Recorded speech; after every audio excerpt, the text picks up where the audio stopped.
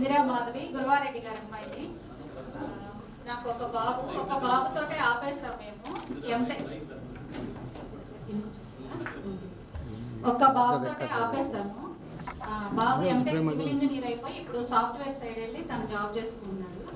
కానీ మాది ఒక పర్పస్, అందరం అన్ని కృతజ్ఞతలు తీర్చుకుంటున్నాం కానీ ప్రకృతికి ఎవ్వరము సహాయం చేయట్లేదు. ప్రకృతిని కాపాడాలన్న ఒక ఎయిమ్ మేము పెట్టుకున్నాము.